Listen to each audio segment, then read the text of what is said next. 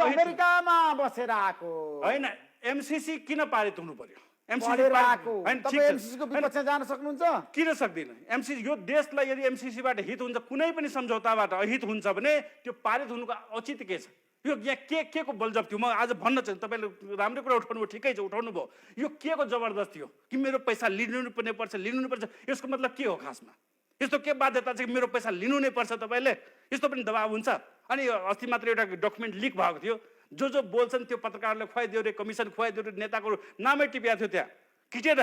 एउटा दिएको थियो यो कस्तो खालको कि पहिला नै हे एमसीसीको जसले विरोध गर्छ त्यसलाई कारवाही गर्दै हिँड है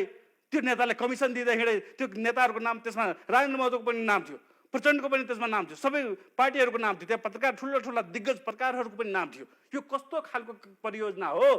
जसलाई विरोध मात्रै गर्यो पनि यसलाई दमन गरेर भन्ने खालको अहिले पारित हुनुभन्दा पहिला भन्छन् त्यो पारित भएपछि के भन्छ त्यसले त्यो जनता कुन जनताले छोड्छ कुन नेपाली जनताले छोड्छ त्यो भएर यो देशको हितमा जुन कुरा छ त्यो मात्रै कुरा हुनुपर्छ यो देशलाई बेच्ने कुनै काम हुँदैन र जसले यो देशलाई बेच्ने कोसिस गर्छ त्यसलाई जनताले सजाय दिनुपर्छ त्यो मात्रै म भन्न चाहन्छु त्यसो एमसीसी पारित हुनै सक्दैन एकदम बिल्कुल हुनु हुँदैन एमसीसी मात्रै हैन यो देशको अहितमा हुने कुनै पनि कुरा पारित हुनु हुँदैन त्यसमा शेरबहादेवको नेतृत्व सरकारले छ नि चुनाव गराउन सक्छ हाम्रो देशमा अब यो असक्षम सरकारबारे म के आफ्नै महाधिवेशन गराउन सकेको छैन संविधान अनुसार त्यो पार्टी नै इलिगल भइसक्यो तर यहाँ अदालतलाई पनि खाइदिए व्यवस्थापिकाले पनि खाइदिए